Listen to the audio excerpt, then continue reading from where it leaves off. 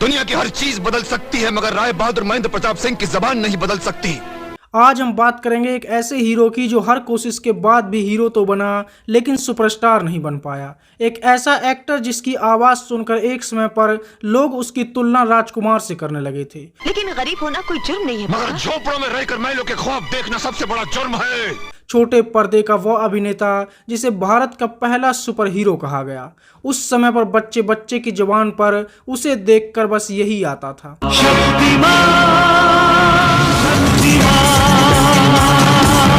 जब वह भीष्म पितामह बनकर पर्दे पर आया तो ऐसे आया कि उसने महाभारत में अपने किरदार को अमर कर दिया। घायल तो मैं हुआ, अपमान तो मेरा हुआ है। तो हम बात कर रहे हैं बड़ों के भीष्म पितामह और बच्चों के शक्तिमान मुकेश खन्ना की। यार मेरा मुस्कुराया। आखिर क्यों वो कभी एक बड़े एक्टर नहीं बन पाए? क्यों अपने घमंड और ईगो में उन्होंने कई तरह के किरदार ठुकराए? क्यों उन्हें अमिताभ बच्चन की कॉपी कहा जाने लगा था? हम जबान देकर मुकरते नहीं, तुम्हारे बाप की तरह वादा खिलाफी नहीं करते हम। और अमिताभ बच्चन का वो कौन सा बयान था जिससे मुकेश खन्ना बर्बाद हो गए? क्यों वो आज तक भीष्म पितामह के किरदार से बाहर नहीं निकल पाए? और आखिर ऐसा क्या कारण रहा कि अचानक से शक्तिमान को बंद करना पड़ा था? जानेंगे और भी बहुत कुछ, तो चलिए शुरू करते हैं। दर्द दिल की तुम दवा हो, जाने जाना। मुकेश खन्ना का जन्म 23 जून 1958 को बम्बई महाराष्ट्र में हुआ था। उनके पिता का नाम था मुल्क राज खन्ना और मां का नाम था रानी खन्ना। मुकेश खन्ना की पढ़ाई लिखाई बम्बई में ही हुई। मुकेश खन्ना एक एक्टर नहीं बल्कि एक इंजीनियर बनना चाहते थे और बन गए होते तो ज्यादा सही रहता। बात तो सही है। मुकेश खन्ना ने लॉ की पढ़ाई पूरी की और इसी दौरान थिएटर की तरफ उनका मन बढ़ने लगा था। इसलिए उन्होंने पुणे फिल्म इंस्टीट्यूट ज्वाइन कर लिया और नसीरुद्दीन शाह और शक्ति कपूर जैसे लोग उनके क्लासमेट रहे।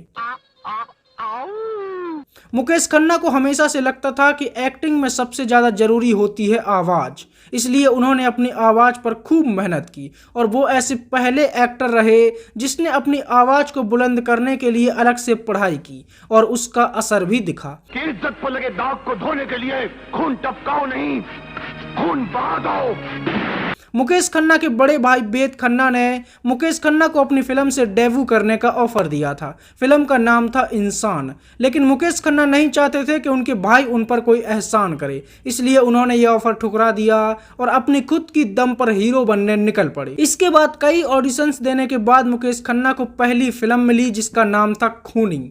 फिल्म की शूटिंग शुरू हुई और मुकेश खन्ना बड़े खुश थे कि वो अपना बॉलीवुड डेब्यू करने जा रहे हैं, लेकिन फिल्म की शूटिंग के दौरान ही डायरेक्टर की मौत हो गई और फिल्म बीच में ही अटक गई। इसके बाद मुकेश खन्ना को एक और फिल्म मिली जिसका नाम था रूही और इस तरह से 1981 में रूही फिल्म से मुकेश खन्ना ने अपने फिल्मी सफर की शुरुआत की। जीते थे जिसके दम से। लेकिन यह फिल्म कुछ खास कमाल नहीं कर पाई और फ्लॉप हो गई। इसके बाद 1982 में आई उनकी फिल्म वक्त के शहजादे, लेकिन यह फिल्म भी फ्लॉप रही। मुकेश खन्ना को काम मिलने लगा था और उनकी कदकाठी की तुलना अमिताभ बच्चन से होने लगी थी। मुकेश खन्ना को भर भर कर ऐड मिलने लगे और कई टीवी एड्स में वो दिखाई देने लगे। एक और ड्रिंक सिर्फ 3 रुपए 75 पैसे में। अमिताभ बच्चन उस समय पर बड़ा नाम हुआ करते थे। एक दिन अमिताभ बच्चन एक फिल्म देख रहे थे और फिल्म के बीच में ही मुकेश खन्ना का एक ऐड आ गया और उन्हें देखकर अमिताभ बच्चन चिढ़ गए और उन्होंने कह दिया, साला कॉपी कर। और बस फिर क्या था, अमिताभ बच्चन के शब्द अखबारों की हेडलाइंस बन गए। हर किसी ने यह छापना शुरू कर दिया कि नया एक्टर मुकेश खन्ना अमिताभ बच्चन की कॉपी करता है। फिर लोगों ने इस बात को नोटिस करना भी शुरू किया। अब यह मुकेश खन्ना के फिल्म के डायरेक्टरों की गलती थी कि वह उन्हें ऐसे सीन दे रहे थे जो अमिताभ बच्चन पहले ही कर चुके थे। वैसे अंदर की बात है माँ, घंटी उधर भी बची हुई है, जिसका नुकसान बेचारे मुकेश खन्ना को हुआ और लोगों ने मुकेश खन्ना को गरीबों का अमिताभ बच्चन कहना शुरू कर दिया था। अरे क्यों इन गरीबों को महलों के ख्वाब दिखा रहे हो? 1983 में मुकेश खन्ना की फिल्म आई दर्द दिल और इस फिल्म में सच में उनका किरदार अमिताभ बच्चन के मुकद्दर की सिकंदर का पूरा कॉपी था। झटक के दामन दिखा के आंखें चली वो जाने कहां। और यहाँ तक कि उनके कपड़े और फिल्म की कहानी तक लगभग एक सी थी। फिल्म अच्छी थी, गोरी एक गोरी सी चंदा की चकोरी सी। और मुकेश खन्ना का काम भी अच्छा था,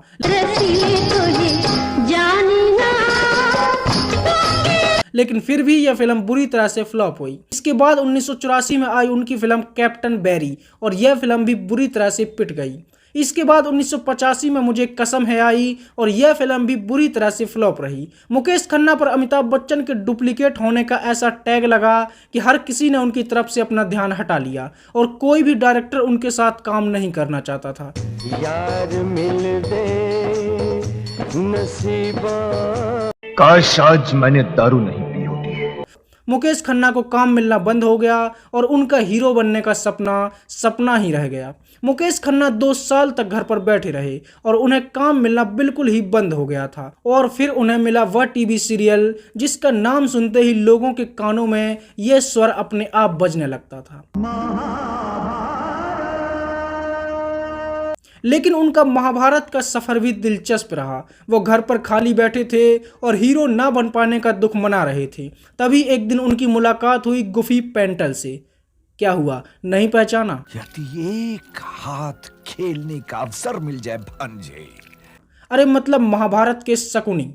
वो महाभारत के कास्टिंग डायरेक्टर थे, और उन्होंने मुकेश खन्ना को महाभारत में काम करने के लिए पूछा। मुकेश खन्ना तो जैसे काम के भूखे ही बैठे थे, तो बिना कोई सवाल किए उन्होंने तुरंत हाँ कर दिया। जब बी.आर. चोपड़ा ने उनसे पूछा कि कौन सा किरदार निभाना चाहोगे, तो मुकेश खन्ना कर्ण या अर्जुन का किरदार निभाना चाहते थे, लेकिन बी.आर. चोपड़ा उन्हें दुर्योधन का किरदार देना चाहते थे। मुकेश खन्ना ने नेगेटिव किरदार निभाने से मना कर दिया और कहने लगे, विलन नहीं कर सकता क्योंकि मेरे अंदर से विलन नहीं निकलता। विलन मेरे को मारेगा, मैं टर्न करूंगा, अब बोलेगा कम करो, मैंने कहा कम नहीं करूंगा। फिर उन्हें द्रोणाचार्य का किरदार मिला। मुकेश खन्ना ने भी हाँ कर दिया, और उन्हें गुरु द्रोणाचार्य के किरदार के लिए तैयार किया गया। उस समय भीष्म के किरदार के लिए विजेंद्र घाटगे को फाइनल किया गया था, लेकिन आखिरी मौके पर विजेंद्र घाटगे ने भीष्म का रोल करने से मना कर दिया, और बी.आर. चोपड़ा टेंशन में आ गए। उन्होंने मुकेश खन्ना को भीष्म के गेटअप में तैयार होने को कहा, और जब मुकेश खन्ना ने भीष्म पितामह के गेटअप में डायलॉग बोले, धृतराष्ट्र क्या तुमने ये निर्णय ले लिया है कि तुम हस्तिनापुर का विनाश किए बिना नहीं रहोगे? तो हर कोई हैरान रह गया, और बी.आर. चोपड़ा ने उन्हें देवव्रत यानी कि भीष्म के रोल के लिए परफेक्ट मान लिया, और इस तरह से मुकेश खन्ना बन गए महाभारत के भीष्म पितामह। मुकेश खन्ना ने भीष्म पितामह के किरदार को ऐसे निभाया कि हर हीरो उनके सामने फीका लगने लगा, और जो सफलता वो फिल्मों में ढूंढ रहे थे उससे कई गुना ज्यादा उन्होंने भीष्म बनकर हासिल कर ली। जब वो भीष्म बनकर महाभारत में गरजे, ये मेरी अखंड प्रतिज्ञा है, तो हर कोई उनका फैन हो गया, और वह हर किसी के लिए एक आदर्श एक्टर बन गए। महाभारत ने मुकेश खन्ना को न सिर्फ लोकप्रियता दी, बल्कि इतना मान सम्मान दिया कि वह भीष्म के किरदार में ही सिमट कर रह गए, और उसी को अपनी जिंदगी मान बैठे। ना भड़काओ अपने मित्र दुर्योधन को, ना भड़काओ। उनके अंदर का भीष्म दोबारा कभी गया ही नहीं। उन्होंने महाभारत में भीष्म बनकर जो प्रतिज्ञा ली उसे सच में अपनी जिंदगी में भी लागू किया, और आज तक शादी नहीं की। यहाँ तक कि उन्होंने अपनी खुद की कंपनी भी खोली जिसका नाम भीष्म इंटरनेशनल ही रखा। इसके बाद उनका एक और धारावाहिक आया, और उन्होंने विश्वामित्र बनकर की सुंदरता का खूब लुत्फ उठाया। इस धारावाहिक में उनके काम को भी खूब पसंद किया गया, और यह भी काफी चर्चित रहा।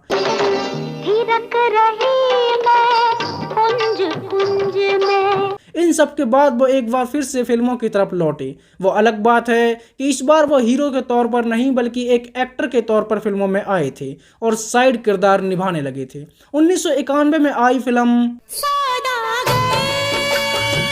और इस फिल्म में मुकेश खन्ना ने दिलीप कुमार के बेटे का किरदार निभाया, लेकिन इसे कुछ खास नोटिस नहीं किया गया। इसके बाद 1991 में ही आई फिल्म सौगंध, जिससे अक्षय कुमार अपना बॉलीवुड डेब्यू कर रहे थे, और इस फिल्म में मुकेश खन्ना ने हीरोइन के बाप का किरदार निभाया। टूटे हुए शीशे नहीं जुड़ते चौधरी, इसी तरह इज्जत भी टूट कर नहीं जुड़ती। और ऐसा निभाया कि हर कोई मुकेश खन्ना की एक्टिंग का कायल हो गया। फिल्म में ठाकुर के किरदार में मुकेश खन्ना खूब जचे और उन्होंने प्यार की नई परिभाषा दी। प्यार करना अगर पाप नहीं होता तो दुनिया में औरतों के लिए पर्दा नहीं होता और लोग अपने घरों की दीवारें ऊंची नहीं करते।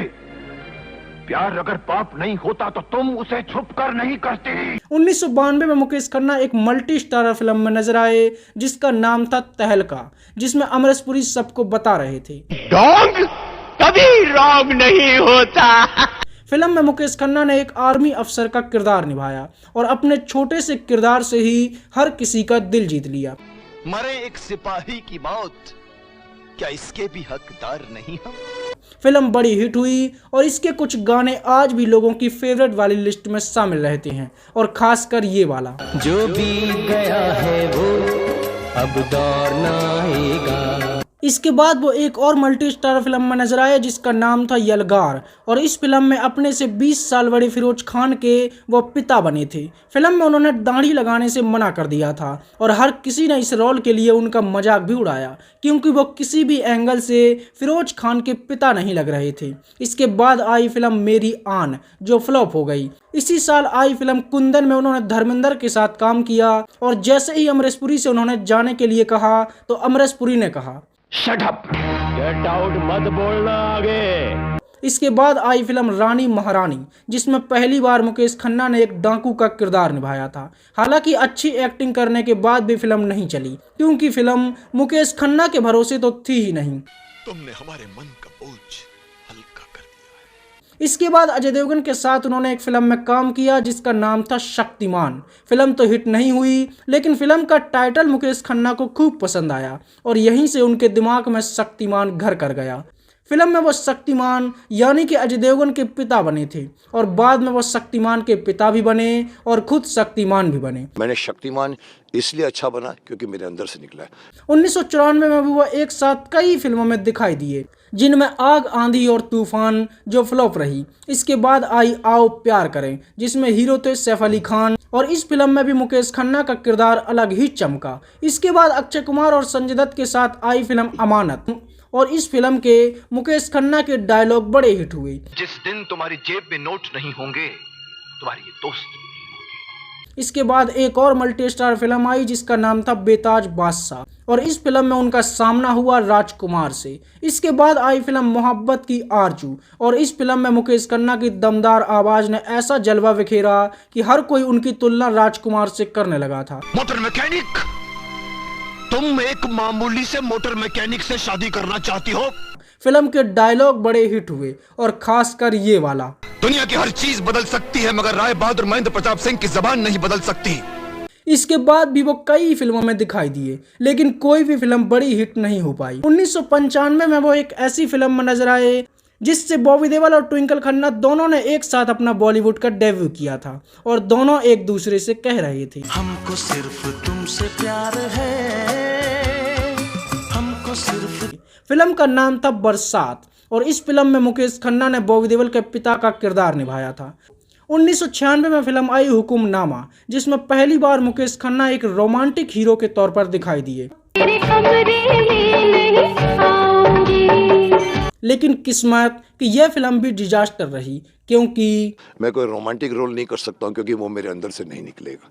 इसी साल एक बार फिर से वो राजकुमार के साथ नजर आए। फिल्म का नाम था जवाब और इस फिल्म में मुकेश खन्ना ने अपनी एक्टिंग से न सिर्फ राजकुमार को टक्कर दी बल्कि कई सीन में वो राजकुमार पर भी भारी पड़े। कितनी कीमत चाहिए तुम्हें उस हरामजादे को मेरी सुमन से दूर रखने के लिए? ये गाली तुमने हमें दी है, मेरा मुंह निकल गई। इसके बाद मैदान जंग, पथरीला रास्ता, पांडव, नजर के सामने और पुलिस वाला गुंडा एक के बाद एक सभी फिल्में डिजास्टर रहीं। 1996 में एक फिल्म आई राजा और इस फिल्म की जितनी तारीफ की जाए वो कम है। फिल्म बेहतरीन रही जिसमें माधुरी दीक्षित और संजय कपूर मैन लीड में थे। फिल्म के गाने सुपरहिट रहे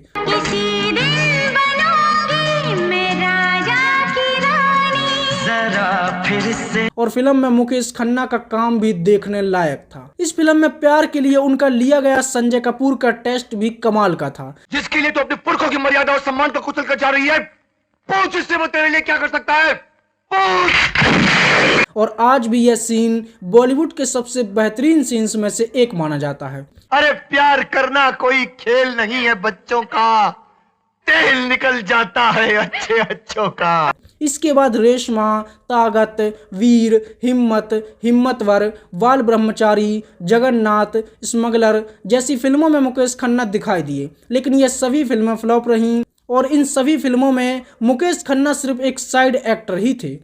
1997 में उनकी वह फिल्म भी रिलीज हुई जिसे उन्होंने सबसे पहले साइन किया था। यह फिल्म उन्होंने 1980 के आसपास साइन की थी। 1982 में यह बन चुकी थी, लेकिन डायरेक्टर की मौत के बाद यह टल गई। 1986 में इसे रिलीज किया जाना था, लेकिन नहीं हो पाई, और फिर 1997 में पूरे 17 साल के बाद इस फिल्म को रिलीज किया गया। अगर यह फिल्म उस समय रिलीज हुई होती और इससे मुकेश खन्ना ने डेब्यू किया होता तो शायद उनकी तस्वीर कुछ और ही होती। वो कमाएगी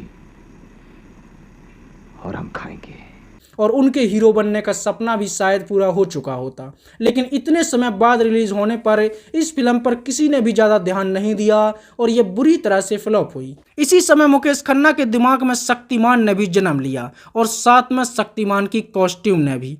ये ड्रेस बोलो, ये कैरेक्टर बोलो, ये मेरे अंदर से निकला है। क्या बात कर रहे हैं? जब मुकेश खन्ना ने दूरदर्शन से शक्तिमान बनाने के आइडिया पर बात की तो पहले दूरदर्शन ने मना कर दिया था। इसके बाद मुकेश खन्ना ने कहानी में बदलाव किया और एक बार फिर से दूरदर्शन से संपर्क किया। दूरदर्शन तैयार हुआ। उस समय मुकेश खन्ना के पास इतने पैसे नहीं थे, लेकिन फिर भी उन्होंने उधार लेकर शक्तिमान शुरू किया, और इस तरह से भारत को पहला सुपर हीरो मिला और हर बच्चे की जुबान से ये निकलने लगा।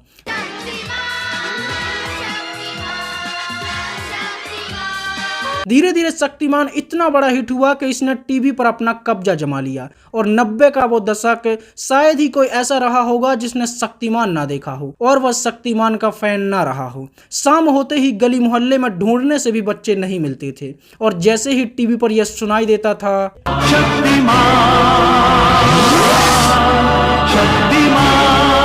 तो मानो बच्चे अपने आप टीवी की तरफ चुंबक की तरह खींचे हुए चले जाते थे। शक्तिमान का उस समय पर इतना क्रेज था कि संडे छुट्टी के लिए नहीं बल्कि शक्तिमान के लिए जाना जाने लगा था, और इसने लगभग पूरे मार्केट पर कब्जा कर लिया था। हर ब्रांड और हर चीज पर शक्तिमान था। चौंक गए? सिर्फ नया टाइट। आज भी उस दौर को याद करके लोग शक्तिमान के दीवाने हो जाते हैं।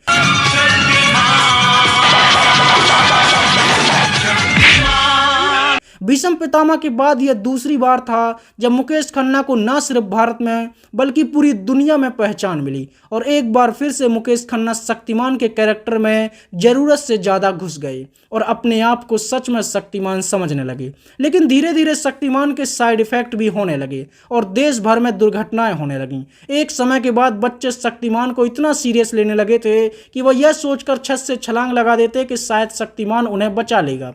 ये तो लेटेस्ट न्यूज़ है।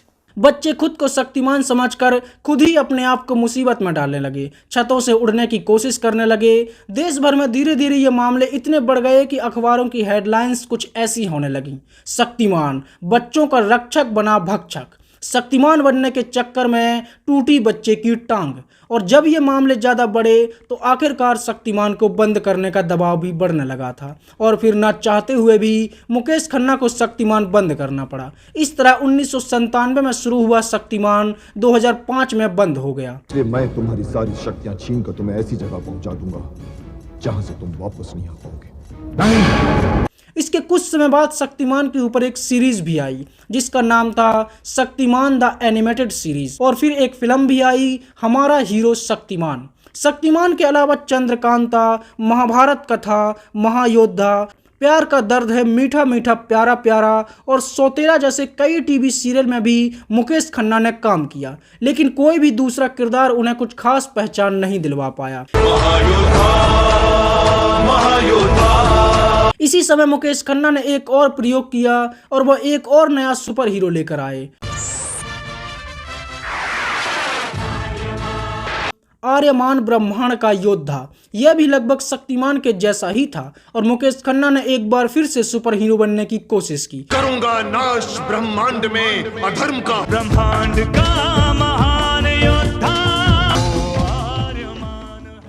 लेकिन इसे लोगों ने उतना पसंद नहीं किया और इस सीरियल को बंद करना पड़ा। इसके बाद मुकेश खन्ना ने और भी कई फिल्मों में काम किया, जिनमें अग्नि मोर्चा, जज मुजरिम, नजर, कीमत, चालसाज, जिंदगी, इंटरनेशनल खिलाड़ी, खौफ, हेरा फेरी, सेंसर, एक और जंग, प्लान, द फिल्म, चल चलें, बारूद, अक्कड़ बक्कड़ बम्बे बोल, सांवरिया, 2014 में मनी बैंक गारंटी, 2016 में स्वदेश के खातिर, 2018 में मुझे भी ये दुनिया देखनी है जैसी फिल्मों में उन्होंने काम किया। इस तरह से मुकेश खन्ना ने कभी काम नहीं छोड़ा और छोटा मोटा जो भी किरदार मिला वो करते चले गए। लेकिन 2018 के बाद उन्होंने सोचा कि फिल्मों में डिजास्टर होने से अच्छा है कि अपना खुद का यूट्यूब चैनल खोल लिया जाए, क्योंकि यहाँ तो फिल्मों से ज़्यादा क्रिएटिविटी है। इसलिए उन्होंने अपने यूट्यूब चैनल पर ध्यान देना शुरू किया और कहने लगे, भीष्म पितामह को भी मैंने बनाया है, मेरा शरीर, मेरी आंखें, मेरी आवाज। अब बनाने को तो उनके पास कुछ था नहीं, तो वो अपने भीष्म पितामह और शक्तिमान की पकी हुई कहानियां सुनाकर ही लोगों को भी पकाने लगे। मुकेश खन्ना जब भी अपने घर से बाहर निकलता है तो वो अपना बीपी चेक करके निकलता है। बीपी का मतलब भीष्म पितामह, मतलब वो चेक करता है कि आज उसके अंदर कितना भीष्म पितामह है। एक समय के बाद वो इतनी वाहियात सी चीजें करने लगे और ऐसे ऐसे बयान देने लगे कि लोग उन्हें लीजेंडरी से बेवकूफ़ कहने लगे। लोग उन्हें एरोगेंट और शक्तिमान की इमेज से चिपका हुआ बताने लगे। उनके बयानों पर लोगों ने उन्हें ट्रोल करना शुरू कर दिया था और वो लगातार कंट्रोवर्सीज में फंसने लगे। और इसके बाद शुरू हुआ शक्तिमान का हुतियापा।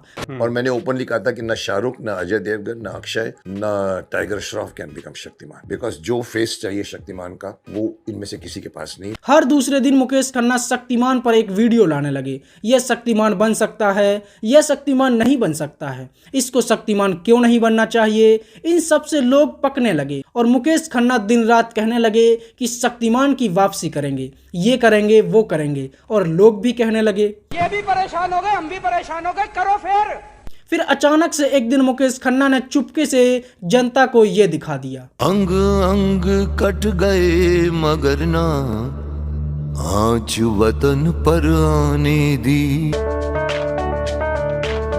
लेकिन कुछ भी हो, फाइनली लोगों की उम्मीद जगी और लगभग 19 साल बाद शक्तिमान वापस लौट रहा है और लोग बहुत खुश हैं। मतलब है ना जी, मजाक था। हाँ, बहुत खुश हैं। मुकेश खन्ना आज तक अपने सुपर हीरो वाली इमेज से बाहर नहीं निकल पाए हैं और आज भी वो भीष्म पितामह और शक्तिमान बनकर ही बैठे हुए हैं। तो यह थी गरीबों के अमिताभ बच्चन, बड़ों के भीष्म पितामह और बच्चों के शक्तिमान की कहानी। अब मैं आपका स्वागत करूं कि आप मेरा स्वागत करेंगे? अरे एक सेकंड रुक जाओ, क्यों बोलते हैं आप लोग? आप लोग कितने भी सीनियर हो, just keep quiet. Sorry Shaktimaan.